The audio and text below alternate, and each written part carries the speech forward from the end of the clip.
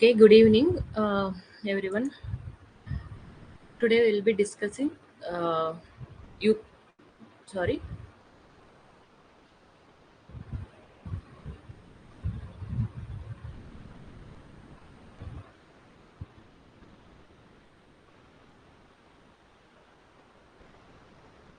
So we will be discussing now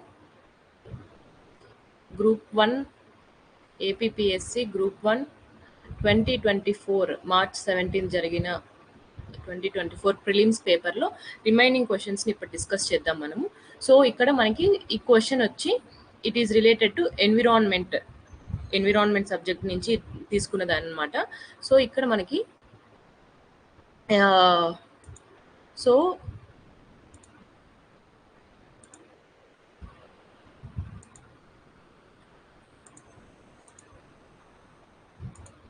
so environment subject నుంచి తీసుకున్నది. So అందులో ఇది వచ్చి బయోడైవర్సిటీ థీమ్ కింద, అంటే ఇది వచ్చి బయోడైవర్సిటీ అనే టాపిక్ కింద నుంచి వస్తుంది. సో ఈ బయోడైవర్సిటీ ఏదైతే ఉందో అందులో కోరల్ రీఫ్స్ అనేవి వెరీ ఇంపార్టెంట్. మనకి ఆక్వాటిక్ ఎకోసిస్టంలో కూడా కోరల్ రీఫ్స్ అనేటివి క్రూషియల్ రోల్ ప్లే చేస్తాయి. ఆక్వాటిక్ ఎకోసిస్టంలో మనం వెరీ ఇంపార్టెంట్గా చదువుకునేటివి mangroves, wetlands and coral reefs. ఓకేనా? సో ఈ క్వశ్చన్ వచ్చి స్టాటిక్ పార్ట్ కింద వస్తుంది. సో కోరల్ రీఫ్స్ ఇది స్టాటిక్ పార్ట్ అయినా కానీ మొత్తం స్టాటిక్ క్వశ్చన్. సో ఇందులో అడగడానికి వన్ ఆఫ్ ద రీజన్ ఏం రా అంటే మనకి కోరల్ రీఫ్స్ బ్రేక్ త్రూ అనే ఒకటి స్టార్ట్ చేశారు. సో ఇది ఈ న్యూస్లో ఉండడం వల్ల మనకి క్వశ్చన్ అడిగిండొచ్చు, బట్ లేదు, నార్మల్గానే కోరల్ రీఫ్స్ ఇంపార్టెంట్ అలా అయినా అడిగిండొచ్చు. సో ఈ కోరల్ రీఫ్స్ స్టేట్మెంట్స్ క్వశ్చన్ ఇది. సో స్టేట్మెంట్ 1 ఏమి అంటే మనకి coral reefs are often call the rainforest of the sea. So ఇది ట్రూ. సో ఈ క్వశ్చన్ ఈ coral reefs rainforest of the sea అనేది ట్రూ అనమాట. సో స్టేట్మెంట్ టూ అంటే ఇది correct. Coral reefs break the power of the waves during storms and hurricanes, thus preventing coastal erosion. ఇది కూడా true. So ఈ రెండు true. So both statements are correct. But ఇక్కడ మన స్టేట్మెంట్స్లో కరెక్ట్ స్టేట్మెంట్ 2 అనేది statement 1కి కరెక్ట్ ఎక్స్ప్లెనేషనా కాదా అని అడిగారు. సో కాదు. ఎందుకు కాదు? సో వాళ్ళు ఆన్సర్ ఇచ్చారు. ఎందుకు కాదు అంటే కోరల్ రీఫ్స్ ని rainforest of the sea అని ఎందుకు అంటారంటే మేజర్గా అంత బయోడైవర్సిటీ అక్కడ ఉంటది కాబట్టి. సో ఎక్కువ ప్రకారం అదే ఆక్వాటిక్ యానిమల్స్ అనేటివి అక్కడ నివసిస్తాయి కాబట్టి దానికి రైన్ ఫారెస్ట్ అన్నారు. అంటే డైవర్సిటీ ఆఫ్ లైఫ్ అనేది బాగా ఉంటుంది అక్కడ. సో ఈ డైవర్సిటీ ఆఫ్ లైఫ్ వల్లనే మనకి ఇంకా అంటే ఈ కోరల్ రీఫ్ హ్యాబిటాట్స్ లో డైవర్సిటీ ఆఫ్ లైఫ్ అనేది హ్యూజ్ గా ఉండడం వల్ల దాన్ని rainforest of the sea అంటారు. ఎందుకంటే మనకి ఆల్మోస్ట్ ఓషన్ సర్ఫేస్ లో, అంటే ఓషన్ ఫ్లోర్ లో మనకి 1% కోరల్ రీఫ్స్ ఉంటాయి. 1% ఉంటాయి ఓషన్ ఫ్లోర్ లో. 1% మనకి కోరల్ రీఫ్స్ ఉంటే, కాకపోతే ఎంత లైఫ్ ఉంటుంది తెలుసా ఈ హ్యాబిటాట్స్ లో? 25% ఆఫ్ ద ఓషన్ ఫిష్ అంతా ఈ హెల్తీ కోరల్ రీఫ్ సిస్టమ్ లోనే ఉంటాయి. అందుకని ఈ డైవర్సిటీ ఆఫ్ లైఫ్ వల్ల దీన్ని rainforest of the sea అంటారు. సో ఎందుకంటే ఇక్కడ అన్ని ఫిష్ అండ్ అదర్ ఆర్గానిజమ్స్ అంతా షెల్టర్ తీసుకుంటాయి, ఫుడ్ ఇక్కడే దొరుకుతుంది, వాటికి రీప్రొడక్షన్ జరుగుతుంది, వాళ్ళ యంగ్ వన్ ఉంటారు కదా, వాళ్ళ యంగ్ ని అక్కడే వాళ్ళు పెంచుతాయి ఫిషెస్ కానీ అదర్ ఆర్గానిజమ్స్ కానీ. సో దీనివల్ల దీన్ని rainforest of the sea అంటారు. సో దీనికి రీజన్ ఇది కాదు, but both statements are correct. Next question. So ఈ 30/30 ఇనిషియేటివ్ ఇది ఇంతకు ముందు అంటే 30/30 initiatives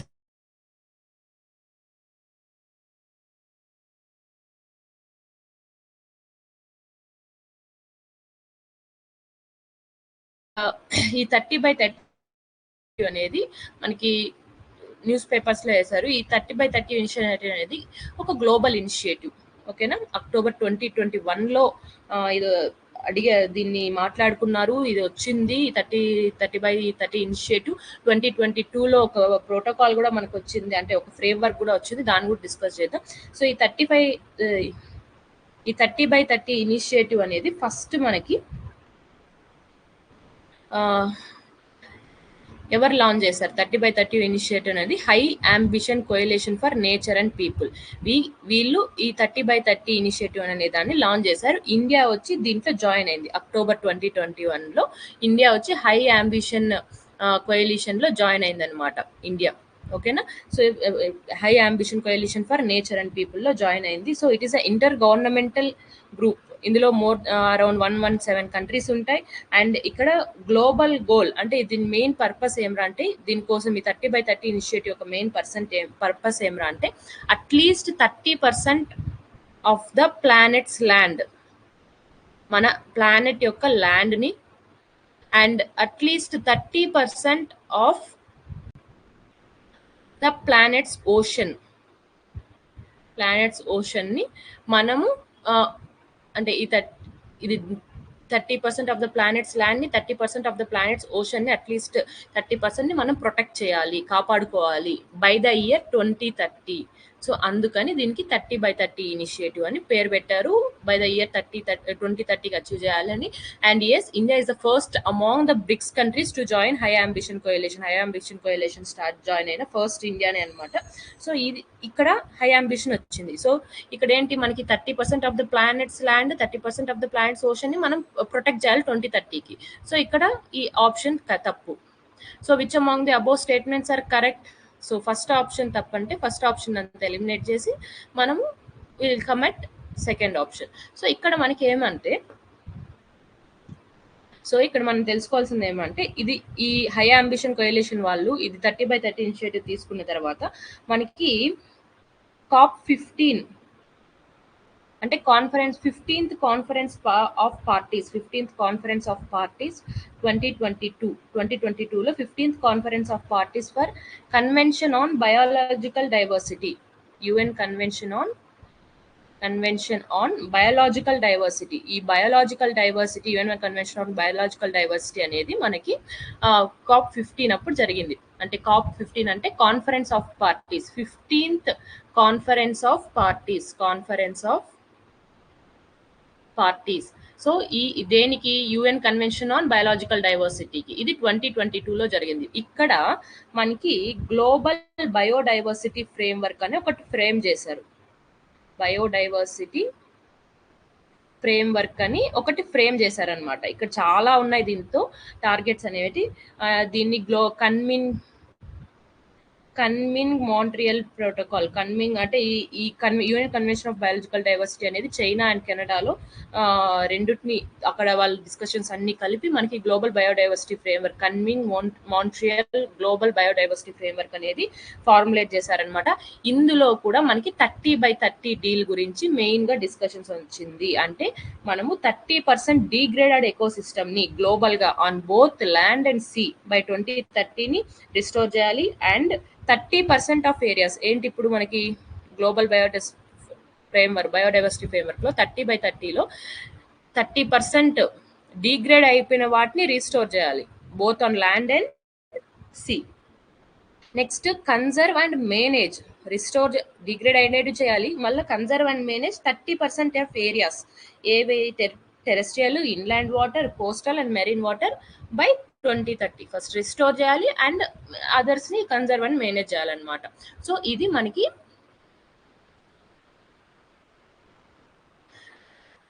30/30 initiative. So next identify ఇది స్టాటిక్ పోర్షన్ కింద వస్తుంది, వెరీ ఓల్డ్ స్టాటిక్ అనమాట, వెరీ ఇంపార్టెంట్ స్టాటిక్ పార్ట్ కూడా. So identify the biosphere reserves in India which are not a part of man and biosphere programme of UNESCO యొక్క Man and biosphere programme లో part కానిది ఏంటివి? ఓకేనా? So అసలు ఈ question అడగడానికి కూడా ఒక రీజన్ ఉంది, ఎందుకంటే ఉండిండొచ్చు, బికాస్ ఓల్డ్ బయోస్పియర్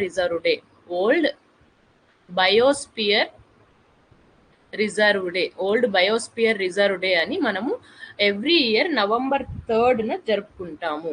సో అట్లా 2023లో జరుపుకున్న దానికి గాను థీమ్ ఏమి అంటే #It's About Life అనమాట. సో ఇది, సో ఇండియాలో ఎన్ని బయోస్పియర్ అంటే ఓవరాల్ గా వరల్డ్ లో ఎన్ని బయోస్పియర్ రిజర్వ్స్ ఉన్నాయంటే 738 సైట్స్ ఉన్నాయి ఇన్ 134 కంట్రీస్లో 738 బయోస్పియర్ రిజర్వ్స్ ఉన్నాయన్నమాట 134 కంట్రీస్లో. అండ్ ఇండియాలో 18 ఉన్నాయి. ఎన్ని ఉన్నాయి? 18 బయోస్పియర్ రిజర్వ్స్ ఉన్నాయి. ఫస్ట్ యాడ్ అయ్యేది వచ్చి Nilgiri biosphere reserve. Nilgiri biosphere reserve అనేది ఫస్ట్ యాడ్ అయిందనమాట. మనకి ఫస్ట్ యాడ్ చేసినది Nilgiri biosphere reserve. So 18 biosphere రిజర్వ్స్లో 12 biosphere reserves man and biosphere programme of UNESCO దాంతో ఉన్నాయి. సో ఏంటి అంటే ఈ 12 అంటే world network of biosphere reserves లో పార్ట్ అనమాట ఈ 12. అండ్ లాస్ట్ గా యాడ్ అయ్యేది మనకి 18 ఉన్నాయి కదా, లాస్ట్ గా పన్నా బయోస్పియర్ రిజర్వ్ ని లాస్ట్ గా యాడ్ చేశారు. సో ఇందులో 12 ఏంటివి అంటే ఇక్కడ మనకి చూడండి. సో నందాదేవి,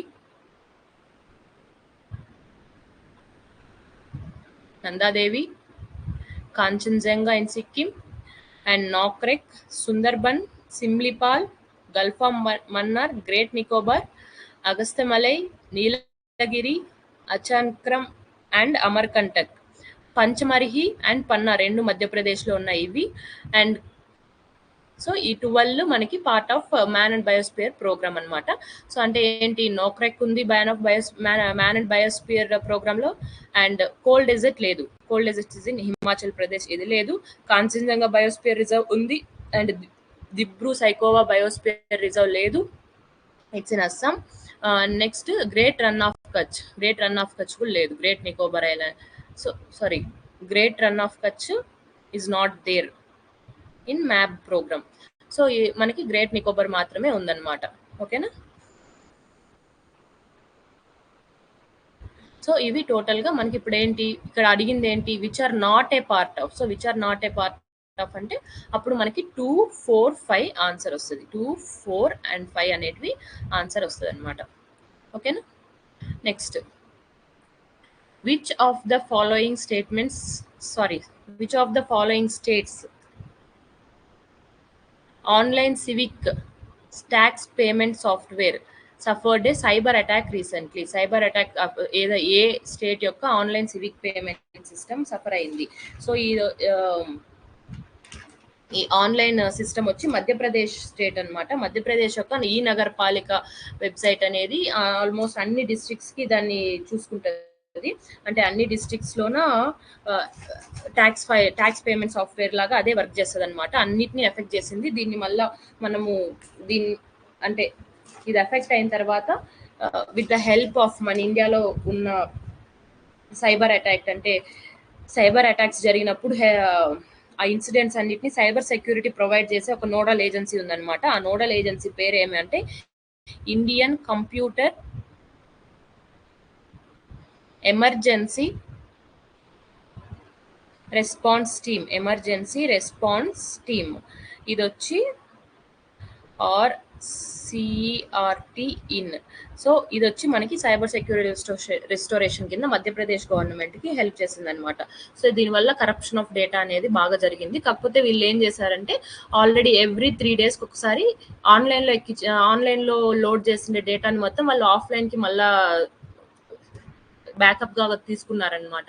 సో డేటా అనేది ఎక్కడ లాస్ అవ్వలేదు. Okay, next, which of the following programmes by the Departments of Science and Technology is to encourage and support senior women scientists to conduct ఇవన్నీ స్కీమ్స్, ఇవన్నీ స్టాటిక్ పోర్షన్ కింద వస్తాయి మనకి schemes అన్నమాట. So senior women scientist ఇక్కడేమి encourage and support senior women scientists to conduct research in interdisciplinary areas of science and technology. So answer is Vidushi. మనకి ఇక్కడ ఏమంటే విదేశీ ప్రోగ్రామ్, ఇది న్యూస్ లో వచ్చింది ఒకసారి మొన్న రీసెంట్ గానే. అంటే department of science and technology వాళ్ళు ఒకసారి మాట్లాడారు, అంటే minister of science and technology వాళ్ళు. సో ఇక్కడ ఏరా అంటే కొన్ని departments of science and technology వాళ్ళు 2023-2024 లో ఒక 5 న్యూ ప్రోగ్రామ్స్ స్టార్ట్ చేశారనమాట. ఏది, వైజ్ కిరణ్ స్కీమ్ కింద వైజ్ కిరణ్ స్కీమ్ కింద ఒక 5 న్యూ ప్రోగ్రామ్స్ అనేది 2023-24 ఫైనాన్షియల్ ఇయర్ గాను స్టార్ట్ చేశారు. సో ఏంటంటే ఇది ఉమెన్ సైంటిస్ట్ కోసం అనమాట ఈ స్కీమ్ అనేది. ఇక్కడ ఉమెన్ ని సైన్స్ అండ్ టెక్నాలజీ ఏరియాస్ లో ఉమెన్ ని ఎక్కువ ప్రమోట్ చేసి నెక్స్ట్ జెండర్ ప్యారిటీ అంటే జెండర్ డిఫరెన్సెస్ లేకుండా ఉండడం, జెండర్ ఈక్వాలిటీ తీసుకురావడం కోసం ఈ వైస్ కిరణ్ స్కీమ్ అనేది వచ్చింది. వైస్ అంటే women in science and engineering,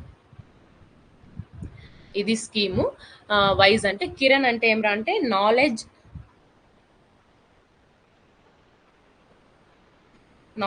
involvement in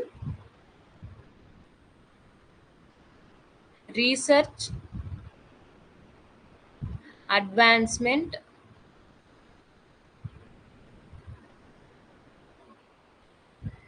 through nurturing.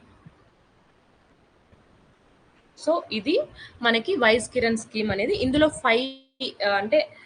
5 schemes అనేటివి తీసుకొచ్చారనమాట, 5 ప్రోగ్రామ్స్. ఈ వైస్ కిరణ్ స్కీమ్ లో 5 ప్రోగ్రామ్స్ స్టార్ట్ చేశారు కదా. ఆ 5 ప్రోగ్రామ్స్ లో వన్ ఆఫ్ ది ప్రోగ్రామ్ వచ్చి విదూషి అనమాట. ఇక్కడ మనకి సీనియర్ ఉమెన్ కి సపోర్ట్ చేస్తారు, ఎంకరేజ్ చేస్తారు. వాళ్ళల్లో ఉన్న సైన్స్ అండ్ టెక్నాలజీ రిలేటెడ్ గా వాళ్ళు ఉన్న పొటెన్షియల్ ని మొత్తం ఆ సైన్స్ అండ్ టెక్నాలజీ బెటర్మెంట్ కోసం యూజ్ చేసుకునే వరకు అనమాట. విదూషి అంటే ఏమి అంటే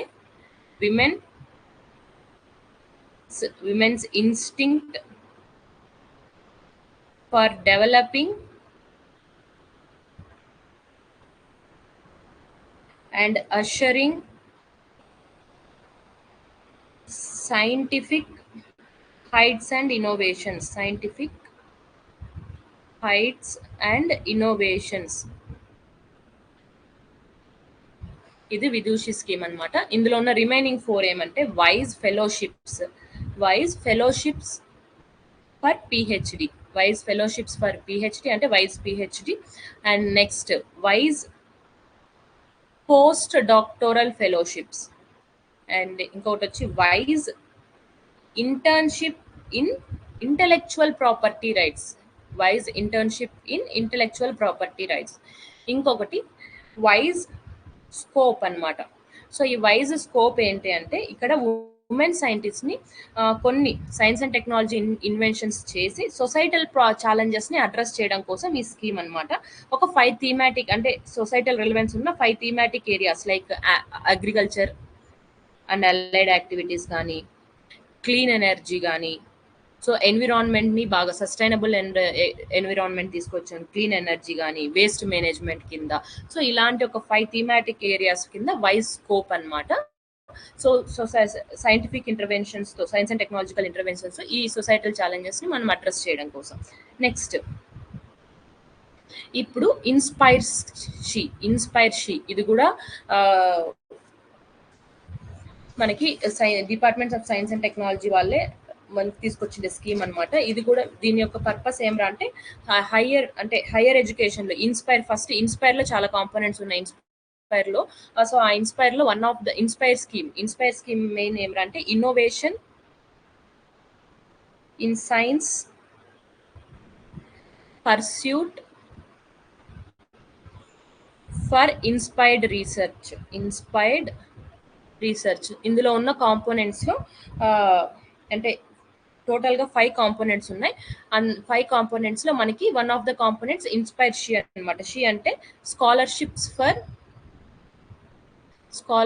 ఫర్ హైయర్ ఎడ్యుకేషన్. ఇది మనకి 12th క్లాస్ లో ఎవరికైతే టాప్ మార్క్స్ వచ్చింటాయో వాళ్ళకి సైన్స్ అండ్ టెక్నాలజీ దాంతో సబ్జెక్ట్స్ లో అంటే బిఎస్సి అండ్ ఎంఎస్సి కోర్సెస్ లో స్కాలర్షిప్స్ ప్రొవైడ్ చేసి చదువుకునే వాళ్ళకి స్కాలర్షిప్స్ అనేటివి ప్రొవైడ్ చేస్తూ ఉంటారు. సో మెయిన్ గా మనకి రీసెర్చ్ అండ్ డెవలప్మెంట్ లో అంటే రిలేటెడ్ టు సైన్స్ సబ్జెక్ట్స్ లో రీసెర్చ్ అండ్ డెవలప్మెంట్ కిందకి ఎక్కువ మందిని తీసుకురావాలనే ఉద్దేశంతో ఇన్స్పైర్ స్కీమ్ అనేది వచ్చిందనమాట. నెక్స్ట్ గతి స్కీమ్. ఈ గతి స్కీమ్ ఏమరా అంటే gender advancement for transforming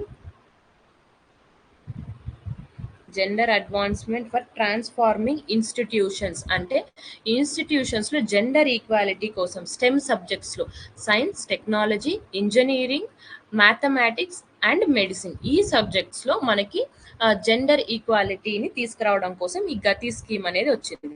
next SERP power కూడా మనకి ఎక్స్ప్లోరేటరీ రీసెర్చ్ లో ఉమెన్ ఎంపవర్మెంట్ ని ఎక్కువగా, ఉమెన్ కి ఆపర్చునిటీస్ ఎక్కువ ఇవ్వడం, ఉమెన్ ని ఎక్కువగా ప్రమోట్ చేస్తా ఉండడము, ఎంపవర్ చేయడం కోసం ఈ సెర్బ్ పవర్ అనే ఒక స్కీమ్ కూడా తీసుకొచ్చారనమాట. ఇది కూడా రీసెర్చ్ అండ్ డెవలప్మెంట్ కోసమే. Next art sense device.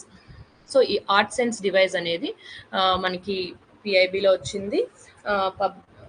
And మేజర్గా మనకి ఇది ఎట్లా అంటే టెక్నాలజీ యూజ్ చేసి తీసుకొచ్చిన హెల్త్ ఇన్నోవేషన్ అనమాట. సో ఇక్కడ ఈ డివైస్ అనేది ఎవరు రీసెర్చర్స్ కనుక్కున్నారంటే it was developed by the IIT Madras researchers at IIT Madras లో ఉన్న రీసెర్చర్స్ ఇది డెవలప్ చేశారు, and not national institute of mental health వాళ్ళు కాదు, ఇది తప్పు. సో ఐఐటి మెడ్రాస్ లో మనకి health care technology innovation centre అని ఒకటి ఉంది. ఆ ఐఐటి మెడ్రాస్ లో వాళ్ళు అక్కడ పనిచేసే రీసెర్చర్స్ ఇది ఆర్ట్స్ అండ్ డివైజెస్ అనేది కనుక్కున్నారనమాట. ఎందుకు కనుక్కున్నారంటే it is a novel and non invasive device to assess the health, okay, and age of blood vessels యొక్క ఏజ్ ని కనుక్కోవడానికి, and thereby provide early screening for blood vessels యొక్క health and age ని కనుక్కొని మనకి cardiovascular diseases ఇక్కడ మనకి reverse ఇచ్చారు. న్యూరాన్స్ ని స్టడీ చేసి సెంట్రల్ నర్వస్ సిస్టమ్ డిసీజెస్ ని అర్లీ స్క్రీనింగ్ చేయడం అన్నట్టు ఇచ్చారు. కాదు, ఇది ఐఐటి మద్రాస్ లో ఉన్న రీసెర్చర్స్ ఈ డివైస్ ని డెవలప్ చేశారు. సో ఎట్లా చేస్తారంటే దీంతో ఇది novel and non invasive device మన బాడీ అంటే. సో దీంతో ఏం చేస్తారంటే బ్లడ్ వెజల్స్ యొక్క హెల్త్ ని, ఏజ్ ని అసెస్ చేసి కార్డియోవాస్కులర్ డిసీజెస్ యొక్క అర్లీ ఏమన్నా ఉంటే ముందుగా బయట పెట్టేసేలాగా చూడడం అని. ఎందుకంటే కార్డియోవాస్కులర్ డిసీజెస్ అంటే నెంబర్ 1 ఇప్పుడు గ్లోబల్ లో డెత్ కేసెస్ కి నెంబర్ 1 రీజన్ కార్డియోవాస్కులర్ డిసీజెస్ అంటే హార్ట్ డిసీజెస్. కార్డియోవాస్కులర్ డిసీజ్ అంటే హార్ట్ రిలేటెడ్ డిసీజెస్ అనమాట. సో వీళ్ళు ఏం రా అంటే ఈ డివైస్ యూస్ చేసి మనము రెగ్యులర్ చెకప్స్ కి వెళ్ళొచ్చు, మెడికల్ చెకప్స్ కి. ఈవెన్ నాన్ ఎక్స్పర్ట్స్ కూడా ఈ డివైస్ యూస్ చేసి మనకి హెల్త్ చెకప్ చేసే ఛాన్స్ ఉంటుంది అనమాట. సో అట్లా మనము వాస్కులర్ హెల్త్ ని మనము ఎవాల్యుయేట్ చేయొచ్చు అండ్ యాంటిసిపేట్ చేయొచ్చు. So next it is powered by a proprietary non imaging probe. ఇది కూడా correct. And intelligent computing platform, ఇది కరెక్ట్ అనమాట. సో ఈ ఆప్షన్ ఇది కరెక్ట్, ఈ రెండు తప్పు. అండ్ ఇక్కడ ఏం చేస్తుంది అంటే ఈ డివైస్ ఫస్ట్ మనకి ఇప్పుడు కార్డియోవాస్కులర్ స్క్రీనింగ్ ని చేస్తుంది అంటున్నారు, బ్లడ్ వెజల్స్ యొక్క హెల్త్ అసెస్ చేస్తుంది. ఎలా అసెస్ చేస్తుంది అంటే ఫస్ట్ ఇది కారోటిడ్ ఆర్ట్రియల్ స్టిఫ్నెస్. సో ఈ క్యారోటిడ్ ఆర్టరీ అనేది ఏం రా అంటే క్యారోటిడ్ ఆర్టరీ అనేది మనకి హార్ట్ నుంచి హెడ్ కి బ్లడ్ ని క్యారీ తీసుకెళ్లే మేజర్ ఆర్టరీ అనమాట ఈ క్యారోటిడ్ ఆర్టరీ. దీని యొక్క స్టిఫ్నెస్ ఎలా ఉంది దీన్ని మెజర్ చేస్తుంది. Next Arctic pulse wave velocity అనమాట. ఆర్టా అనేది వచ్చి లార్జెస్ట్ ఆర్టరీ, మన బాడీలోనే లార్జెస్ట్ ఆర్టరీ అనమాట. దాని యొక్క వేవ్ వెలాసిటీని అండ్ సెంట్రల్ బ్లడ్ ప్రెషర్ ఎట్లుంది అనే దాన్ని, ఈ మూడింటిని మెజర్ చేసి మనకి కార్డియోవాస్కులర్ హెల్త్ ని డిటర్మైన్ చేస్తుంది అనమాట. అందుకే ఈ డివైస్. సో ఇక్కడ మనకి which among the following above statements is are incorrect అని అడిగారు. సో ఇక్కడ ఓన్లీ 1 ఇది ఒక్కటి మాత్రమే కరెక్ట్, మిగిలినవన్నీ incorrect. So it was developed by IIT Madras లో వాళ్ళు డెవలప్ చేశారు. So answer is 1 and 2. Next a multi modal AI tool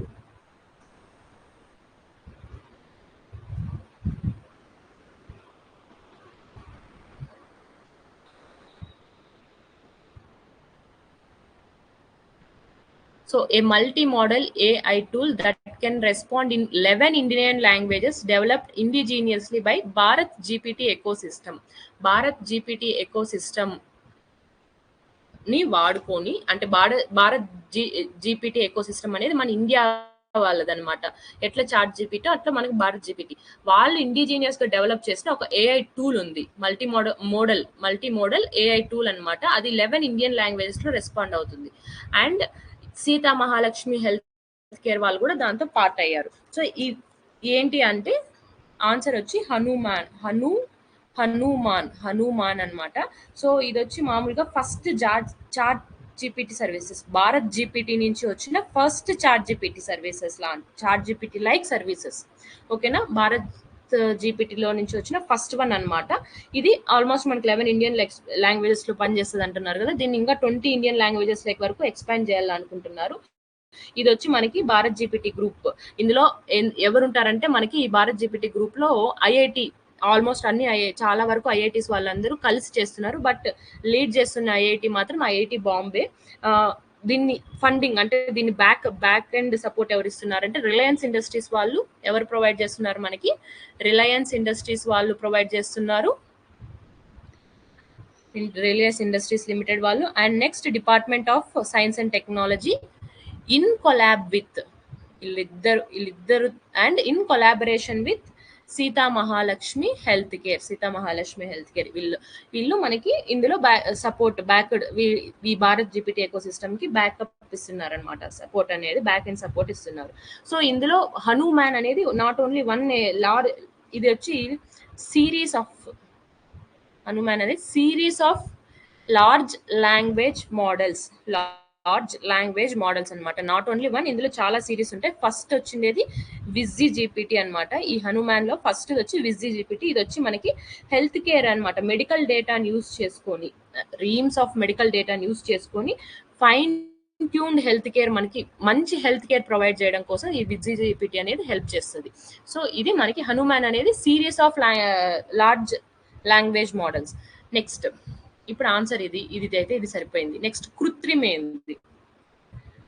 Krutrim ఇది కూడా లార్జ్ లాంగ్వేజ్ మోడలే.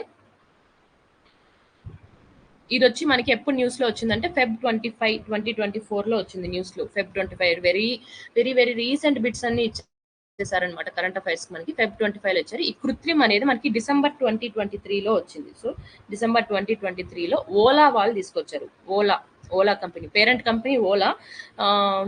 దీని పేరు వచ్చి ఇండియాస్ ఓన్ ఏఐ మోడల్ అని ఓలా వాళ్ళు అనౌన్స్ చేశారు దీన్ని, ఇండియాస్ ఓన్ ఏఐ మోడల్ అని. సో ఈ ఇండియాస్ ఓన్ ఏఐ మోడల్ అనేది ఓలా వాళ్ళలో సబ్సిడరీ కంపెనీ ఒకటి ఉంది, కృత్రిమ్ ఎస్ఐ డిజైన్స్. ఇది April 2023 లో వాళ్ళు ఎస్టాబ్లిష్ చేశారు. వాళ్ళు ఈ కృత్రిమ్ అనే దాన్ని డెవలప్ చేశారనమాట, లార్జ్ లాంగ్వేజ్ మోడల్. ఇది ఓలా వాళ్ళది ఇండియాస్ ఓన్ ఏఐ మోడల్ అనమాట. నెక్స్ట్ భాషిని అనేది మన డిజిటల్ ఇండియా భాషిని ప్రోగ్రామ్. ఇది డిజిటల్ ఇండియా ప్రోగ్రామ్ ప్లాట్ఫామ్ అనుకోండి, ఒక ప్లాట్ఫామ్. భాషిని ప్లాట్ఫామ్ మనకి 2022 లో వచ్చింది. 2022 లో ఇండియన్ గవర్నమెంట్ తీసుకొచ్చారనమాట. సో ఇది India's AI led language translation platform అనమాట. మన గూగుల్ ట్రాన్స్లేట్ ఉంటుంది కదా, సేమ్ అట్లానే భాషిని అనమాట. గూగుల్ ట్రాన్స్లేట్ లాగా ఇది లాంగ్వేజ్ ట్రాన్స్లేట్ ప్లాట్ఫామ్. భాషిని అంటే భాష ఇంటర్ఫేస్ ఫర్ ఇండియా అంటే లాంగ్వేజ్ ట్రాన్స్లేషన్ అనమాట, డిఫరెంట్ లాంగ్వేజెస్. సో ఇది నేషనల్ లాంగ్వేజ్ ట్రాన్స్లేషన్ మిషన్ అన్నట్టు పెట్టుకోవచ్చు మనం. డిజిటల్ ఇండియా భాషిని ప్లాట్ఫామ్ ఇది 2022 మన ఇండియన్ గవర్నమెంట్ తీసుకొచ్చింది. నెక్స్ట్ ఓపెన్ హతి అనేది కూడా మనకి December 2023 లోనే వచ్చింది, లాంచ్ చేయడం జరిగింది. ఇది వచ్చి హిందీ అంటే హిందీ అండ్ ఇంగ్లీష్ అనమాట. బైలింగ్వల్, అన్ని చాలా లాంగ్వేజెస్ లేవు ఇందులో, only 2 languages. So bilingual Hindi LLM అంటే లార్జ్ లాంగ్వేజ్ మోడల్స్ అనమాట. దీన్ని డెవలప్ చేసింది ఎవరు డెవలప్ చేస్తారంటే ఇండియన్ ఏఐ స్టార్టప్ సర్వం ఏఐ వాళ్ళు ఏఐ ఫర్ భారత్ అనే వాళ్ళతో పార్ట్నర్షిప్ తీసుకొని ఓపెన్ మోడల్స్ అన్నమాట, ఇండియన్ లాంగ్వేజెస్ బేసిస్ మీద అంటే ఏఐ తయారు చేయడం. ఇండియన్ లాంగ్వేజెస్ కోసమే ఇండియన్ ఏఐ స్టార్ట్అప్ సర్వం AI and AI four Bharat అనే వాళ్ళు ఇద్దరు పార్ట్నర్షిప్ లో మనకి ఓపెన్ హతి అనే దాన్ని డెవలప్ చేశారనమాట. సో ఇది Hindi LLM, Hindi language based model. ఇది ఇండియన్ లాంగ్వేజెస్ కోసమే అనమాట. డేటా సెట్స్ లాగా ఇండియన్ లాంగ్వేజెస్ కి కావాల్సిన డేటా సెట్స్ ని క్రియేట్ చేస్తారు వాళ్ళు ఇద్దరు కలిసి. Next NITI Aayog's methanol economy programme. So ఈ NITI Aayog's methanol economy programme అనేది మనకి 2023లో పిఐబిలో సోర్స్ ఉంది. Exact statements, NITI Aayog's methanol economy programme is aimed at reducing India's oil import bill, reducing greenhouse gases emissions, and converting coal reserves and municipal solid waste into methanol. So ఈ 3 points తో ఒకే ఒక statement వచ్చింది. ఇది ఎందుకు వచ్చిందంటే మనకి India energy week 2023 అంటే మనము G20 ప్రెసిడెన్సీ తీసుకున్నాక ఫస్ట్ ఈవెంట్ అనమాట ఇది. ఈ ఈవెంట్ తో స్టార్ట్ చేసాం ఎనర్జీ వీక్ ని, మన ఎనర్జీ వాటిని అన్నిటి డిస్ప్లే చేస్తూ క్లీన్ ఎనర్జీ కోసం. సో అందులో వన్ ఆఫ్ ద పాయింట్ ఏరా అంటే ఈ స్టేట్మెంట్, ఇదంతా ఒకే ఒక స్టేట్మెంట్, అది మనకి ఇక్కడ ఇచ్చేసారు. సో ఇది మేజర్ గా నీతి ఆయోగ్ వాళ్ళే వచ్చిన మెథనాల్. మనకి ఇథనాల్ ఉంది అండ్ మెథనాల్ ఉంది. సో ఇక్కడ పర్పస్ ఏంటి, ఇథనాల్ బ్లెండింగ్ జరుగుతుంది, మెథనాల్ బ్లెండింగ్ రెండు జరుగుతూ ఉంటాయి మనకి. సో ఏమంటే మనకి మెయిన్ గా క్రూడ్ ఆయిల్ ఇంపోర్ట్స్ తగ్గించడం కోసం ఈ రెండింటిని అంటే మనం బ్లెండ్ చేస్తాం అనమాట. ఫర్ సపోజ్ ఇప్పుడు గ్యాసోలిన్ ఆర్ ఏదో ఒక పెట్రోలియం ప్రొడక్ట్ తో మనం బ్లెండింగ్ చేస్తాం, ఎథనాల్ బ్లెండింగ్ 20%, 25% అచీవ్ చేయాలన్నట్టు టార్గెట్స్ పెట్టుకుంటున్నాం. నెక్స్ట్ మెథనాల్ లో కూడా అట్లనే మనం టార్గెట్స్ అనేవి పెట్టుకున్నాం అనమాట, 15%, 20% ఇట్లా టార్గెట్స్ అన్ని పెట్టుకున్నాం. సో గ్యాసోలిన్ తో బ్లెండ్ చేస్తే మనం ఏం రా అంటే అంత ఇప్పుడు 15% మెథనాల్, ఇప్పుడు 100% గ్యాసోలిన్ లో మనము ఇప్పుడు ఏం చేస్తున్నామంటే 15% మెథనాల్ యాడ్ చేసేసి మిగిలిన 85% మాత్రమే గ్యాసోలిన్. నెక్స్ట్ లేదంటే 20% మెథనాల్, 80% గ్యాసోలిన్. అప్పుడు మనం ఏం చేయగలం అంటే 20% అంటే నీతి ఆయోగ్ వచ్చిండే ప్లాన్ ఏమి, వాళ్ళు నీతి ఆయోగ్ వాళ్ళు వచ్చిండే దానికి ఏం రా అంటే 2030 కల్లా ఆల్మోస్ట్ $100 బిలియన్ ప్రతి ఇయర్ $100 బిలియన్ ని తగ్గించుకుంటా రావాలి. Oil import bill every year decrease చేస్తూ రావాలి. Oil import bill, crude oil import bill అనేది డిక్రీజ్ చేస్తూ రావాలి. వాళ్ళు ఏమేమరా అంటే 20% ఇంక్రీజ్ చేయాలి, 20% క్రూడ్ ఆయిల్ ఇంపోర్ట్స్ ని తగ్గించాలి అనే ఒక ఎయిమ్ తో ఈ మెథనాల్ ఎకానమీ ప్రోగ్రామ్ తీసుకొచ్చారు. సో ఇక్కడ మనకి అందులో మనకి 21st కాన్ఫరెన్స్ ఆఫ్ పార్టీస్ లో ఒక ప్లెడ్జ్ తీసుకున్నాం అనమాట. ఆ ప్లెడ్జ్ కూడా ఇది హెల్ప్ చేస్తుంది. అండ్ ఈ మెథనాల్ అంటే మెథనాల్ CH3OH మెథనాల్ అంటే CH3OH అనేది మనకి మెథనాల్ కెమికల్ కంపోజిషన్. ఇందులో ఇట్ ఈస్ ఏ లో కార్బన్ లో ఉంది. And hydrogen carrier fuel, hydrogen చూడండి ఎక్కువ పార్ట్స్ ఉన్నాయి, 3, ఇక్కడ ఒకటి 4 పార్ట్స్ హైడ్రోజన్ ఉంది. So hydrogen carrier fuel produced from, ఎక్కడెక్కడి నుంచి మనం మెథనాల్ ప్రొడ్యూస్ చేయొచ్చు అంటే ప్రొడక్షన్ ఎక్కడి నుంచి చేయొచ్చు మనం మెథనాల్ అంటే from high ash coal. So ఇక్కడ ఉన్న కన్వర్టింగ్ కోల్ రిజర్వ్స్ అన్నిటిని కూడా మెథనాల్ ని కన్వర్ట్ చేయాలంటే హై యాష్ కోల్ ని, నెక్స్ట్ అగ్రికల్చరల్ రెసిడ్యూ వాడుకుంటాం. Next carbon dioxide from thermal power plants నుంచి వచ్చే carbon dioxide and natural gas, వీటన్నిటి నుంచి కూడా మనము మెథనాల్ ప్రొడక్షన్ చేయొచ్చు అనమాట. సో అట్లీస్ట్ 15% మెథనాల్ అనేది మనం గ్యాసోలిన్ తో బ్లెండ్ చేస్తే మనం 15% ఇంపోర్ట్స్ అనేది తగ్గించుకోవచ్చు గ్యాసోలిన్ అండ్ క్రూడ్ ఆయిల్ లో. దీని వల్ల ఏమైతుందంటే ఎందుకు దీన్ని తీసుకొచ్చారు, దీనివల్ల ఇంకొకటి ఏమి అంటే పర్పస్, మనము పొల్యూషన్ తగ్గించడం. ఆల్మోస్ట్ మనకి సగానికి సగం పైన పొల్యూషన్ అర్బన్ ఏరియాస్ లోనే ఉంది. సో వెహికల్స్ లో మనకి ఎప్పుడైతే బ్లెండింగ్ చేయగలుగుతామో 20% గ్రీన్ హౌస్ గ్యాసెస్ ని అర్బన్ ఏరియాస్ లోనే తగ్గించవచ్చు. సో అర్బన్ ఎయిర్ క్వాలిటీని మనం ఇంప్రూవ్ చేయొచ్చు. ఎలా అంటే మనకి పార్టికులేట్ మ్యాటర్ ఏదైతే ఉంటుందో దాన్ని తగ్గించవచ్చు. Next nitrous oxides, nitrogen oxides ఏవన్నా నైట్రస్ ఆక్సైడ్ కానీ నైట్రోజన్ డైఆక్సైడ్ కానీ ఏవో ఒకటి నైట్రస్ ఆక్సైడ్స్ కానీ నెక్స్ట్ సల్ఫర్ ఆక్సైడ్స్ కానీ వీటన్నిటి కంటెంట్ కూడా తగ్గించుకోవచ్చు అనమాట. ఇవన్నీ ఏంటి గ్రీన్ హౌస్ గ్యాసెస్. వీటిని 20% ఆల్మోస్ట్ తగ్గించవచ్చు. అంటే 15% మనం బ్లెండింగ్ చేస్తే 20% ఇక్కడ ఈ గ్రీన్ హౌస్ గ్యాస్ రిడక్షన్స్ వస్తాయి. అండ్ ఆల్మోస్ట్ 20% రెడ్యూస్ చేసుకోగలం మనం క్రూడ్ ఆయిల్ ఇంపోర్ట్స్. 15% రెడ్యూస్ చేసుకోవచ్చు క్రూడ్ ఆయిల్ ఇంపోర్ట్స్. సో ఇది ఈ మెథనాల్ ఎకానమీ ప్రోగ్రామ్. దీనికోసమే మన నీతి ఆయోగ్ వాళ్ళు మెథనాల్ ఎకానమీ ఫండ్ అనేది కూడా తయారు చేస్తున్నారు. మెథనాల్ ఎకానమీ ఫండ్ అనేది కూడా తయారు చేస్తున్నారు. అరౌండ్ 4,000 నుంచి 5,000 crores ఉండేలాగా 5,000 crore రూపీస్ ఉండేలాగా దీంతో చూసుకుంటున్నారనమాట. Okay, so answer is 3. Both all the options are correct. So 1, 2, 3 are correct. So answer is 4.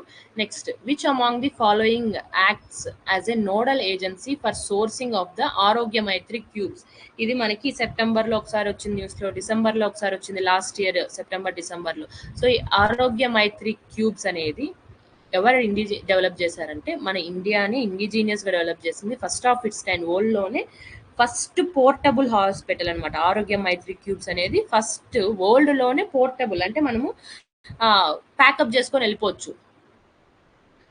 మొత్తం అంతా నీట్ గా ప్యాక్ చేసుకొని మళ్ళీ సర్దుకొని వేరే చోటకి పోవచ్చు అనమాట.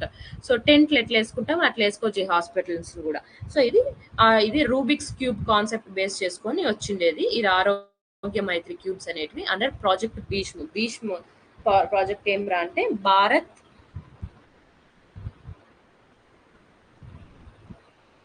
Health initiative for Sahyog Hita and Mythri. So ఇది అన్నమాట భీష్మ్ అనే ప్రాజెక్ట్.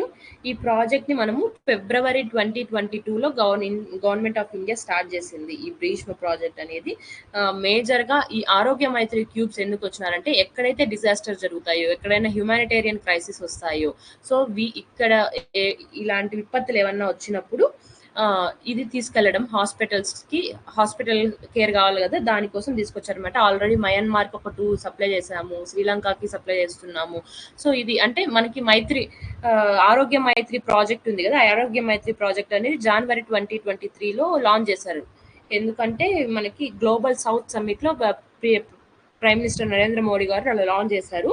సో ఈ సమ్మిట్ లో వాళ్ళు ఏం చెప్పారంటే మనకి డిస్ట్రిబ్యూట్ చేస్తాము, అంటే ప్రతి హ్యూమానిటేరియన్ క్రైసిస్ లో, న్యాచురల్ డిజాస్టర్స్ లో వీల్ హెల్ప్. అంటే మనకు ఆరోగ్య మైత్రి కిందనే మనం అంటే మైత్రి ప్రాజెక్ట్ కింద అప్పుడు కోవిడ్ అప్పుడు కూడా వ్యాక్సిన్స్ డిస్ట్రిబ్యూట్ చేస్తుంటాం కదా, సో ఆ విధంగానే ఇది కూడా డిస్ట్రిబ్యూట్ చేస్తాం అన్నట్టు మాట్లాడుకున్నారనమాట. సో ఇది ఏం చేస్తుంది అంటే మనము ఆల్మోస్ట్ 200 సర్వైవర్స్ ని అరౌండ్ 48 అవర్స్ వరకు అలైవ్ గా ఉండొచ్చు. ఇది తీసుకెళ్లి అక్కడ పెట్టిన 1 hour లో మనము దీన్ని నీట్ గా రెడీ చేసేయచ్చు, హాస్పిటల్ లాగా తయారు చేసేయచ్చు.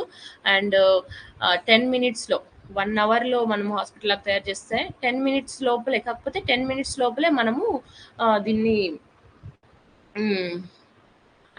ఎమర్జెన్సీ కేర్ దాన్ని స్టార్ట్ చేయొచ్చు అనమాట. సో దీన్ని ఫర్ సోర్సింగ్ కి నోడల్ ఏజెన్సీ వీళ్ళు.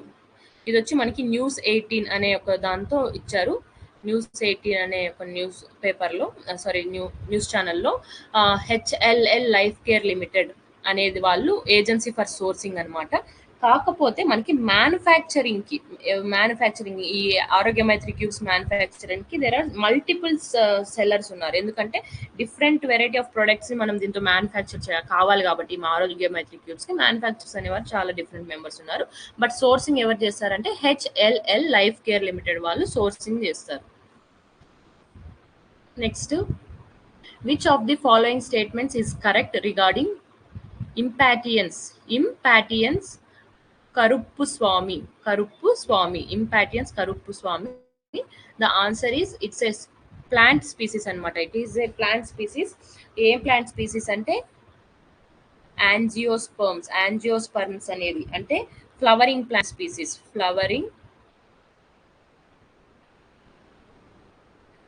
ఫ్లవరింగ్ ప్లాంట్ స్పీసీస్ అన్నమాట.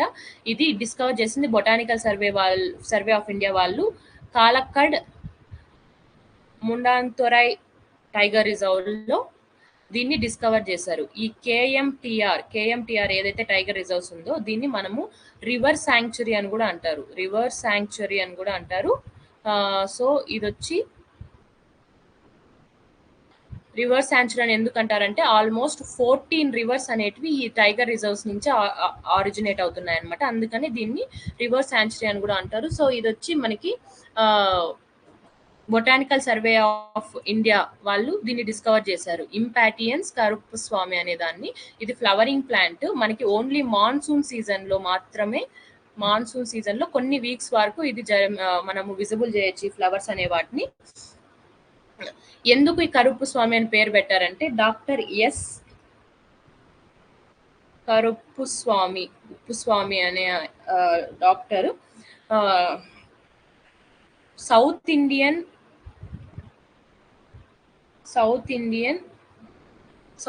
లో ఉన్న అంటే మోస్ట్ ఆఫ్ ది ప్లాంట్స్ అన్నిటికీ యాంజియోస్పర్మ్స్ అంటే ఫ్లవరింగ్ ప్లాంట్స్ కి టాక్సానమీ అంటే ఎక్కువగా దాని మీద వర్క్ చేశారు కాబట్టి ఆయనకి కాంట్రిబ్యూషన్ ని గుర్తిస్తూ ఆయనను గుర్తిస్తూ ఈ కరుప్పస్వామి అనేది పెట్టారు. ఇంపాటియన్స్ అనేది ఒక స్పీసీస్. దాని తర్వాత నేమ్ యాడ్ చేయడం అయితే జరిగిందనమాట. సో ఇది ఓన్లీ మనకి అగస్త్యమలై రీజన్ అంటే ఈ కాలక్కడ్ ముండాతొరై టైగర్ రిజర్వ్ ఉంది కదా, అది అగస్త్యమలై రీజన్ లో ఉంది. అక్కడ మాత్రమే మనకు కనిపిస్తుంది. And it is a stemless group చెందిన plant. Okay,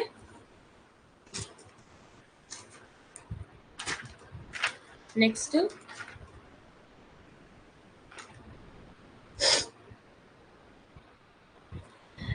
global shield against climate risks initiative. ఇది ఎప్పుడు లాంచ్ చేశారంటే COP27 అంటే 27th కాన్ఫరెన్స్ ఆఫ్ పార్టీస్. ఇది వచ్చి మనకి to United nations framework convention on climate change కి COP27 టు UNFCCC. సో మనకి అంతకుముందు ఇంకొకటి ఏం చదువుకున్నాము, ఇంతకుముందు మనము గ్లోబల్ బయోడైవర్సిటీ ఫ్రేమ్వర్క్ కోసం బయోడైవర్సిటీ ఫ్రేమ్వర్క్ అని ఒకటి ఫార్ములేట్ చేశారు అన్నట్టు చదువుకున్నా. అదేంటి కన్వెన్షన్ ఆన్ బయోడైవర్సిటీ అది. సో అది వేరు, ఇట్లా కన్వెన్షన్స్ వేరే ఉంటాయి. బట్ కాప్ అనే దాంతో మనం కన్ఫ్యూజన్ కాకూడదు అనమాట. UN convention on biological diversity అది బయోడైవర్సిటీ అది. సో అది COP15 చదువుకున్నాం, అది వేరు మనకి. సో ఇది వేరు. సో ఈ Global shield against climate risk initiative అనేది ఇక్కడ లాంచ్ చేశారు. ఇది కరెక్ట్. ఎవరెవరి మధ్యలో కొలాబరేషన్ తో లాంచ్ చేస్తున్నారు అంటే వల్నరబుల్ 20 గ్రూప్ తో అండ్ G7 కంట్రీస్ తో లాంచ్ చేశారు. ఇది కరెక్ట్ అనమాట. సో ఓవరాల్ గా ఈ స్టేట్మెంట్ అనేది కరెక్ట్.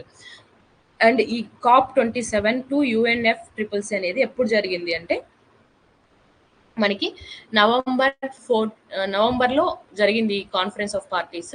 సో ఇది లాంచ్ చేసింది వచ్చి November 14th 2022లో లాంచ్ చేశారు. అండ్ నెక్స్ట్ మనకి COP28 కూడా జరిగింది ఆల్రెడీ యుఏఈలో జరిగింది. సో యుఏలో జరిగిన దాంతో కూడా దీన్ని ఒకసారి మళ్ళీ డిస్కస్ చేశారు. అండ్ ఈ కాన్ఫరెన్స్ ఆఫ్ పార్టీస్ లోనే మనకి లాస్ అండ్ డ్యామేజ్ ఫండ్ అనే దాన్ని కూడా లాంచ్ చేశారనమాట. వల్నరబుల్ కంట్రీస్ కి డెవలప్డ్ కంట్రీస్ సహాయం చేయడం. దానికి అవుట్ సైడే మళ్ళీ ఇది, అది కాకుండా ఇంకా ఎక్స్ట్రా అనమాట ఇది. ఓకేనా. సో ఇది November 22లో COP27 టు UNFCCC ఎక్కడ జరిగిందంటే షర్మ్ ఎల్ షేక్ అనేది ఈజిప్ట్ లో ఉంది ప్లేస్. ఈజిప్ట్ లో జరిగింది. ఇది వచ్చి యుఏఈలో మనకి. ఓకే, సో ఇది ఈ next it is a global shield. The global shield will increase protection for vulnerable people and countries by sustainably enhancing climate and disaster risk finance and insurance. Yes, correct. ఎందుకంటే it is a social protection. ఈ climate global shield అనేది it is a social protection and insurance based finance mechanism అనమాట. Insurance based finance mechanism for loss and damage కాకపోతే outside మనకి UNFCCC లేకుండానే outside తీసుకున్నది, ఇది loss and damage కిందే వస్తుంది, but not loss and damage fund of UNFCCC. ఓకేనా, finance mechanism. So ఇప్పుడు మనకి ఇందులో వల్నరబుల్ V20 గ్రూప్ ఉంది కదా, V20లో మనకి 58 కంట్రీస్ ఉన్నాయి. ఈ 58 కంట్రీస్ అనేది ఈ vulnerable forum or countries coalition of vulnerable forum అనేది ఉంది. సో అది కాకుండా ఈ V20 కంట్రీస్ ఏమరా అంటే 58 కంట్రీస్ అనమాట. క్లైమేట్ చేంజ్ కి అంటే ఇప్పుడు పెరుగుతున్న టెంపరేచర్స్ కి గాను అవి ఈజీగా ఎఫెక్ట్ అయ్యే 58 కంట్రీస్ అనమాట. ఇవి ఆఫ్రికాలో, ఏషియాలో అండ్ కొన్ని క్యారిబియన్ దగ్గర, next Latin America and Pacific reason లో ఉన్నాయి. సో ఇది మెయిన్ గా ఇది ఫామ్ అయిన పర్పస్ వచ్చి సౌత్ సౌత్ కోఆపరేషన్. అంటే సౌత్ ఇక్కడ డైరెక్షన్స్ కాదు, సౌత్ నార్త్ హెమిస్ఫియర్స్ అట్లా కాదనమాట, హెమిస్ఫియర్ బేస్డ్ మీద కాదు ఇది. సౌత్ ఇక్కడ south north south cooperation. South cooperation అంటే ఏమరా అంటే నార్త్ అంటే డెవలప్డ్ కంట్రీస్ వస్తాయి, సౌత్ అంటే developing and least developed countries వస్తాయి అనమాట. సో సౌత్ కోఆపరేషన్ అంటే డెవలపింగ్ కంట్రీస్ వాళ్ళకి హెల్ప్ చేసుకోవడం కోసం ఫామ్ అయ్యింది వల్నరబుల్ 20 గ్రూప్. సో ఇప్పుడు మనకి G7 అనేది most advanced, most industrialised countries world లోనే 7. అవేంటి అంటే మనకి USA, Canada, UK, France, Italy, Germany and Japan. 7 countries అనమాట. సో ఇవి మనకి ఈ 7 countries most industrialised countries 7 world లో. ఈ రెండు మనకి ఇప్పుడు కోయలిషన్ ఫామ్ కొలాబ్ అయ్యి మనకి global shield against climate risk initiative, దీని కింద G7 వాళ్ళు వల్నరబుల్ 20 వాళ్ళని సపోర్ట్ చేస్తూ ఉంటారు అన్నమాట. ఓకే, ఈ రెండు options correct statements, both statements are correct. ఈ ప్రోగ్రామ్ కింద, ఈ గ్లోబల్ షీల్డ్ ప్రోగ్రామ్ కింద ఫస్ట్ అయితే ఎవరికి ఇస్తారంటే పాకిస్తాన్ కి, బంగ్లాదేశ్ కి, కోస్టారికాకి, Fiji, Senegal, Philippines and Ghana. వీళ్ళకి ఫస్ట్ అసిస్టెన్స్, ఈ కంట్రీస్ కి అసిస్టెన్స్ ఫస్ట్ గా ఇస్తారు అసిస్టెన్స్ అనేది. సో ఇక్కడ క్వశ్చన్ ఏం అడిగారు, which among the above statements is are incorrect అని అడిగారు. సో ఆన్సర్ ఈస్ ఇన్కరెక్ట్ అడిగారు కదా, అన్ని స్టేట్మెంట్స్ కరెక్టే. So none of the above is the answer. Next, which among the following in India have been named as hope spots? మనకి biodiversity hotspots ఉన్నాయి, biodiversity hotspots ఉన్నాయి, బయోడైవర్సిటీ హోప్ స్పాట్స్ ఉన్నాయి and biodiversity cool spots అనేటివి కూడా ఉన్నాయి. ఓకేనా, biodiversity hotspots మన ఇండియాలో 4 ఉన్నాయి. ఇవి మనము సైన్స్ అండ్ టెక్నాలజీ క్లాసెస్లో will discuss about them. So ఇక్కడ మనకి హోప్ స్పాట్స్ అనేటివి IUCN వాళ్ళు అండ్ మిషన్ బ్లూ వాళ్ళు రికగ్నైజ్ చేస్తారనమాట. హోప్ స్పాట్స్ అనేటివి international union for conservation of nature వాళ్ళు రికగ్నైజ్ చేసి, అండ్ మిషన్ బ్లూ అనేది ఒక నాన్ ప్రాఫిట్ ఆర్గనైజేషన్ అనమాట. సో వీళ్ళు వచ్చి మేజర్ గా ఓషన్ ఎకాలజీ మీద ఎక్కువ ఫోకస్ చేస్తారు, ఓషన్ ఎకో సిస్టమ్ మీద. సో ఈ హోప్ స్పాట్స్ అనేటివి స్పెషలైజ్డ్ ఏరియాస్ ఆఫ్ ఓషన్ అనమాట. ఎక్కడైతే ఏ ఏరియాస్ అయితే ఓషన్ యొక్క హెల్త్ కి ఇంపార్టెంట్, అంటే ఆ ఏరియాస్ బాగుంటే ఓషన్ హెల్త్ బాగుంటుంది అండ్ దానికి స్పెషల్ ప్రొటెక్షన్ మనం ఇవ్వాలి అనే ఏరియాస్ ఏవైతే ఉంటాయో అవి మన హోప్ స్పాట్స్ లాగా డిజైడ్ చేస్తారు. సో ఈ హోప్ స్పాట్స్ నెట్వర్క్ అనేది మనకి IUCN, International union for conservation of Nature and Mission Blue వాళ్ళ జాయింట్ ఇనిషియేటివ్. ఇప్పుడైతే ప్రస్తుతానికి 76 హోప్ స్పాట్స్ ఉన్నాయి ప్రపంచంలో. వరల్డ్ లో 76 హోప్ స్పాట్స్ ఉన్నాయి, అందులో 2 మన ఇండియాలో ఉన్నాయి. లక్షద్వీప్ ఏవి అంటే లక్షద్వీప్ ఐలాండ్స్. ఇది ఆల్మోస్ట్ 2013 లో మనకి డిక్లేర్ చేసినది. It is a static question. ఓకేనా, 2013 లోనే డిక్లేర్ చేశారు ఇది. So Andaman and Nicobar islands and Lakshadweep islands అనేటివి మన ఇండియాలో ఉన్న హోప్ స్పాట్స్.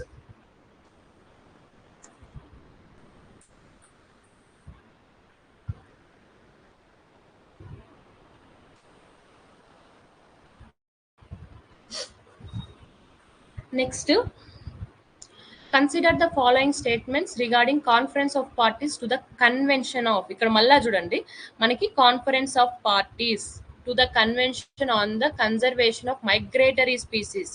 కన్జర్వేషన్ ఇంతకు ముందు వరకు మనం ఏంటి బయోలాజికల్ డైవర్సిటీ కింద ఒక కన్వెన్షన్ చూసాం, అండ్ నెక్స్ట్ క్లైమేట్ చేంజ్ కింద ఒక కన్వెన్షన్ చూసాం, ఏంటి క్లైమేట్ చేంజ్ కింద ఒక కన్వెన్షన్ చూసాం. ఇప్పుడు ఇంకా క్వశ్చన్ ఏంటంటే ఇక్కడ migratory species conservation of migratory species కోసం ఇంకో కన్వెన్షన్. సో ఈ కాన్ఫరెన్స్ ఆఫ్ పార్టీస్ 14th జరిగింది ఇది, ఓకేనా. 14th జరిగింది. ఎప్పుడు జరిగింది అంటే 12th ఫిబ్రవరి నుంచి 17th ఫిబ్రవరికి 2024 వరకు మనకి సామర్కండ్ ఉజ్బెకిస్తాన్ లో జరిగింది. మైగ్రేటరీ స్పీసీస్ అంటే మనకి టెరెస్ట్రియల్ మైగ్రేటరీ స్పీసీస్ ఉంటాయి, అంటే ఒక ప్లేస్ నుంచి ఇంకో ప్లేస్కి వెళ్ళేటివి, సమ్మర్ లో ఒక ప్లేస్ లో, వింటర్ లో ఒక ప్లేస్ లో కానీ అట్లా టూర్కి వెళ్ళినట్టు వెళ్తా వస్తూ ఉంటాయి లేండి, అలాంటి స్పీసీస్ అన్నమాట.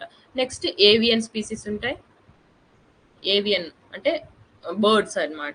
నెక్స్ట్ వచ్చి మనకి టెరెస్ట్రియల్ లో మైగ్రేటరీ ఏముంటాయి, మేజర్ గా ఎలిఫెంట్స్ ఒక అడవి నుంచి ఇంకొక అడవికి వెళ్తా ఉంటాయి, ఎలిఫెంట్ కారిడార్స్ అనేవి పెట్టుకున్నాం కదా మనం అట్లా. Next avian animals, avian species అంటే బర్డ్స్ వస్తాయి అన్నమాట. నెక్స్ట్ ఫ్లెమింగోస్, ఫాల్కన్స్ ఇవన్నీ కూడా వస్తాయి ఇందులో. Next see animals, aquatic animals కూడా వస్తాయి ఇందులో, ఓకేనా. సో ఇవంతా మేజర్ గా ఈ migratory species conservation of migratory species of wild animals అనేది. సో ఇది ఏదైతే ఉందో ఇది మేజర్ గా మనకి మైగ్రేటరీ యానిమల్స్ వాటి హ్యాబిటాట్స్ ని అండ్ వాటి యొక్క మైగ్రేటరీ రూట్స్ ఏదైతే ఉందో వాటన్నిటిని కన్జర్వేట్ చేయడం కోసం అండ్ సస్టైనబుల్ గా యూజ్ చేయడం కోసం ఒక గ్లోబల్ మనకి ఈ గ్లోబల్ ప్లాట్ఫామ్ ఏదైతే ఉందో ఈ ట్రీటీ మనకి వర్క్ అవుతుంది అనమాట. సో దానికోసం ఇది తీసుకొచ్చారు. సో మనకి ఇండియాలో ఎందుకు ఇంపార్టెన్స్ వస్తుందంటే మనకి సెంట్రల్ ఏషియన్ ఫ్లైవే అని మన ఇండియా నుంచి వెళ్తుంది అది, ఈ మైగ్రేటరీ రూట్ అనమాట, one of the migratory route. ఇది మనము క్లాస్ చెప్పుకునేటప్పుడు చెప్పుకుందాం. సో ఇదైతే కరెక్ట్. 14th సెషన్ జరిగింది. సిఎం అంటే conservation of migratory species COP13 ఇది ఎప్పుడు జరిగిందంటే 2020లో జరిగింది, సేమ్ ఫిబ్రవరి 2020లో జరిగింది, ఓకేనా. తర్వాత ఇప్పుడే జరుగుతుంది 2024లో. అండ్ ఇండియా అనేది ఇది వచ్చి ఈ కాప్ మెయిన్ గా కన్జర్వేషన్ ఆఫ్ మైగ్రేటరీ స్పీసీస్ అనేది మనకి 1979లో సైన్ చేసుకున్నారు జర్మనీలో. ఈ ప్యాక్ట్ అనేది మనకి జర్మనీలో సైన్ చేశారు. దీన్నే మనము బాన్ కన్వెన్షన్ అంటే బాన్ కన్వెన్షన్ ఇప్పుడు మ్యాచ్ ద ఫాలోయింగ్ అని కూడా ఇస్తా అంటారు. బాన్ కన్వెన్షన్ అని దేనికి మ్యాచ్ చేయాలి అన్నట్టు, మాంట్రియల్ ప్రోటోకాల్ దేనికి మ్యాచ్ చేయాలి అన్నట్టు అలాంటివి మనకి మినమెటా కన్వెన్షన్ అట్లా match the following sir. Bonn convention అనేది మనకి మైగ్రేటరీ స్పీసీస్ కింద వస్తుంది అనమాట. జర్మనీలో ఈ ప్యాక్ 1979లో చేసుకున్నారు. 1983లో ఇది అంటే మనము యాక్టివ్ పొజిషన్ లోకి వచ్చింది అనమాట. 1983 నుంచి దీన్ని అంటే ప్యాక్ట్ సైన్ అయిపోయిన తర్వాత అబ్జర్వెన్స్ లోకి వచ్చేసింది, ఓకేనా. సో ఇండియా కూడా 1983లోనే దీనికి సైన్ చేసింది అనమాట. మనము ఈ కన్జర్వేషన్ ఆఫ్ మైగ్రేటరీ స్పీసీస్ కింద సైబీరియన్ క్రేన్స్ ని, మెరైన్ టర్టల్స్ ని, డుగాంగ్స్ ని అంటే సీకౌస్ ని, రాప్టార్స్ ని వీటన్నిటిని కూడా ప్రొటెక్ట్ చేస్తున్నాం. అంటే లీగలీ బైండింగ్ కాదు, బట్ వీఆర్ ప్రొటెక్టింగ్ దెమ్ అనమాట. సో ఇప్పుడు దీని యొక్క స్లోగన్ ఏ స్లోగన్ మీద దీన్ని స్టార్ట్ చేశారు అంటే nature knows no boundaries, nature knows no boundaries borders. So ఈ నేచర్ నోస్ నో బార్డర్స్ అనే ఒక స్లోగన్తో స్టార్ట్ చేశారనమాట. సో ఈ స్టేట్మెంట్ తప్పు. నెక్స్ట్ ఇది వచ్చి మనకి గ్లోబల్ బయోడైవర్సిటీ ఫ్రేమ్వర్క్, ఇంతకు ముందు క్వశ్చన్ లో కూడా ఉంది మనకి గ్లోబల్ బయోడైవర్సిటీ ఫ్రేమ్వర్క్ అనేది. సో ఈ గ్లోబల్ బయోడైవర్సిటీ ఫ్రేమ్వర్క్ అంటే డైరెక్ట్ క్వశ్చన్ లేదు, మనకి 30/30 ఇనిషియేటివ్ ఉంది కదా, అట్లా 30/30 డీల్ అనేది ఇందులోనే వచ్చింది. సో ఈ 2022 తర్వాత మనకి ఫస్ట్ గ్లోబల్ బయోడైవర్సిటీ గ్యాదరింగ్ ఇదే అనమాట, CMS COP14. ఓకే, ఇది తప్పు, ఈ రెండు కరెక్ట్. ఈ స్లోగన్ వచ్చి nature knows no borders. So ఇక్కడ ఏం అడిగారు, which among the above statements are correct అని అడిగారు. So which is the correct అంటే 1 and 3 are correct, 2 is the wrong. Next GSAT N2. GSAT N2 అన్న జీసాట్ 20 అన్న ఒకటే. జీసాట్ 20ని జీసాట్ 20ని మనము రీనేమ్ చేశారు జీసాట్ N2 లాగా. So it is A communication satellite. Communication satellite ఇది వచ్చి మనకి ఎవరు లాంచ్ చేస్తున్నారు? జనవరిలో న్యూస్లో వచ్చింది, ఫిబ్రవరిలో న్యూస్లో వచ్చింది, అంతకుముందు డిసెంబర్లో ఒకసారి వచ్చింది, చాలా సార్లు వచ్చింది. ఇది హిందూ న్యూస్ పేపర్లో వేశారు. జీసాట్ 20 అనేది ఎవరు లాంచ్ చేస్తున్నారు అంటే ఇస్రో యొక్క కమర్షియల్ ఆర్మ్ అనే ఒకటి ఉంది. ఇస్రో యొక్క కమర్షియల్ ఆర్మ్. సో ఈ ఇస్రో యొక్క కమర్షియల్ ఆర్మ్ వాళ్ళు ఈ జీసాట్ 20 శాటిలైట్స్ కమ్యూనికేషన్ శాటిలైట్స్ ని లాంచ్ చేస్తున్నారు. ఇస్రో యొక్క కమర్షియల్ ఆర్మ్ ఏదంటే NSIL. ఈ NSIL అంటే న్యూ స్పేస్ ఇండియా లిమిటెడ్, వీళ్ళు లాంచ్ చేస్తున్నారు అనమాట. దేని మీద లాంచ్ చేస్తున్నారంటే మనకి స్పేస్ ఎక్స్ ఎవరిది? ఎలాన్ మస్క్ది. సో ఎలాన్ మస్క్ యొక్క space X Falcon 9 rocket. Falcon 9 అనేది వచ్చి first ever orbital reusable satellite అనమాట. సో ఈ ఫాల్కన్ 9 మీద మనం లాంచ్ చేస్తున్నారు in the second quarter of 2024. Second quarter of 2024లో దీన్ని లాంచ్ చేస్తున్నాం అనమాట. సో ఇది వచ్చి మనకి KA band satellite. KA band satellite. And మనం ఆల్మోస్ట్ రిమోట్ ఏరియాస్లో అన్నిట్లోన ప్రతి ఒక్క రిమోట్ అంటే every nook and corner, even Andaman and Nicobar islands and Lakshadweep islands కూడా కవర్ చేస్తుంది. ఇండియా యొక్క జాగ్రఫికల్ ఏరియాని మొత్తం కవర్ చేస్తుంది అనమాట. సో దీనికోసం ఇది తీసుకొచ్చారు. It is fully funded, owned and operated. fully funded, owned and operated by NSIL అనమాట. న్యూ స్పేస్ ఇండియా లిమిటెడ్ వాళ్ళే చేస్తా ఉన్నారు ఇది. సో ఈ జీసాట్ 20 జీసాట్ ఇప్పుడు N2 అనాలి మనం. జీసాట్ N2 అంట. ఇది దీని వెయిట్ వచ్చి ఆల్మోస్ట్ 4700 kgs ఈ శాటిలైట్ యొక్క వెయిట్. ఓకేనా? దానివల్ల మన ఇండియా ఎందుకు first time, it is the first time ever we're using others అనమాట. ఈ మధ్య రీసెంట్ కాలంలో కమ్యూనికేషన్ శాటిలైట్ లాంచ్ చేసుకోవడం కోసం వేరే వాళ్ళు రాకట్టిన వాడుతుంది. సో ఎందుకంటే మన దగ్గర ఉన్న లాంచ్ వెహికల్స్ GSLV, ఎక్కువగా GSLVని మనము అంటే కమ్యూనికేషన్ శాటిలైట్స్ ని లాంచ్ చేయడానికి వాడుతూ ఉంటాం. నెక్స్ట్ PSLV శాటిలైట్స్ కానీ, ఇంకంటే స్మాల్ శాటిలైట్ లాంచ్ వెహికల్స్ ఉంటాయి. సో ఈ GSLV శాటిలైట్స్ 4000 kgs పేలోడ్ ని మోయగలదు. లేదంటే 4500 kgs అంతే. 4000 అనుకోండి ప్రస్తుతానికైతే దీని కెపాసిటీ 4000. మనకి LVM Mark 3 launch vehicle Mark 3 అనేది వస్తా ఉంది. అదే GSLVలోనే. దానికైతే కెపాసిటీ పెంచుదామని ట్రై చేస్తున్నాము మనము. అది ఇంకా ప్రోగ్రెస్ లో ఉంది. బట్ ప్రస్తుతానికైతే మన దగ్గర కెపాసిటీ లేదు కాబట్టి మనము స్పేస్ ఎక్స్ యొక్క ఫాల్కన్ 9 యూజ్ చేసుకుంటాం అనమాట. PSLV అయితే 1750 kgs వెళ్ళగలుగుతుంది. సో ఇది కూడా ఈ లాంచ్ వెహికల్స్ గురించి కూడా మనం డిస్కస్ చేస్తాం. సో ఇక్కడ మనకి ఇక్కడ ఇచ్చిన వాటిల్లో it is the first demand driven satellite mission. That is ఇక్కడ మళ్ళా బాగా చదవాల్సింది ఏమంటే fully funded and owned by new space. ఇక్కడ మళ్ళా చదువుకోవాల్సింది మనం fully funded and owned by. ఇది యాక్చువల్గా there was a confusion. But ఏం కన్ఫ్యూజన్ అంటే ఇంతకు ముందు మనకి NSIL వాళ్ళకి స్పేస్ సెక్టర్ రిఫార్మ్స్ తీసుకొచ్చినప్పుడు 2020లో గవర్నమెంట్ వాళ్ళు మన government of India space sector reforms తీసుకొచ్చినప్పుడు ఏం చేసిందంటే NSIL వాళ్ళకి ఒక మ్యాండేట్ అనేది పాస్ చేసింది అనమాట. ఏమంటే మీరే కొత్తగా మీ ఓన్గా బిల్డ్ చేయండి, లాంచ్ చేయండి అండ్ మీరే ఆపరేట్ చేయండి, అంటే మీరే ఓన్ చేసుకోండి శాటిలైట్స్ని అన్నట్టు. డిమాండ్ డ్రివెన్ మోడ్లో, డిమాండ్ బేసిస్తో మీరు లాంచ్ చేయండి అన్నట్టు ఓకే చేసింది డిమాండ్ డ్రివెన్ మోడ్లో అనమాట. సో ప్రతి ఒక్క యూజర్ యొక్క సర్వీసెస్ని మనం మీట్ చేయాలి, డిమాండ్ అంతా మనము గ్రాప్ చేసుకోవాలి అనే దాంతో NSILకి ఒక మ్యాండేట్ అనేది మనము పాస్ చేసింది గవర్నమెంట్. సో దాని బేసిస్ మీదనే జూన్ 2022లో జూన్ 2020లో ఇది ఫస్ట్ డిమాండ్ డ్రివెన్ శాటిలైట్ ని first mission demand driven satellite mission ని లాంచ్ చేసింది. ఏంటి? జీసాట్ 24 ఇప్పుడు దానికి పేరు జీసాట్ N1 అని కూడా అంటారు. సో ఓకేనా. సో ఈ ఏదైతే ఉందో జీసాట్ 24 అనేది, సో ఇది మేజర్ గా మనకి ఫస్ట్ అయితే వీళ్ళే ఫుల్లీ ఫండ్ చేశారు NSIA వాళ్ళు, వాళ్ళే ఫస్ట్ డిమాండ్ డ్రివెన్ శాటిలైట్ వచ్చిందనమాట. కాకపోతే దీన్ని టాటా ప్లే వాళ్ళు ఇప్పుడు ఏమైందంటే టాటా ప్లే వాళ్ళు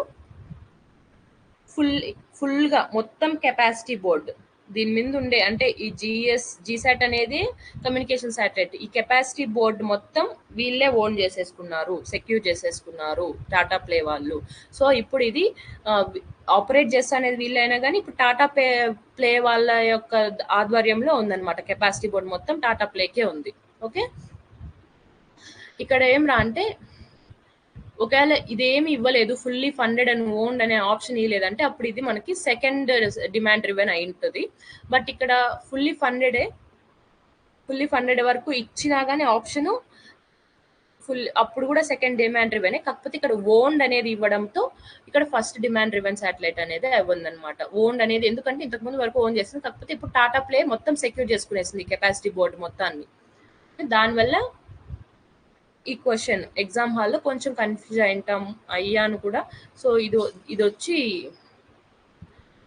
ఇప్పుడైతే ఈ ఆన్సర్ కరెక్ట్. ఎందుకంటే ఇక్కడ మనకి జీసాట్ N2 శాటిలైట్ అనేది ఈ స్పేస్ ఎక్స్, ఇది ఒకవేళ ఓన్డ్ అనేది ఇది కన్ఫ్యూజన్ గా ఉంది. ఒకవేళ గ్రూప్ 1లో మనకి ఫైనల్ కి వచ్చిన తర్వాత ఏమన్నా ఓమిషన్స్ చేస్తారా ఏమి అనేది మనం చూడాలి.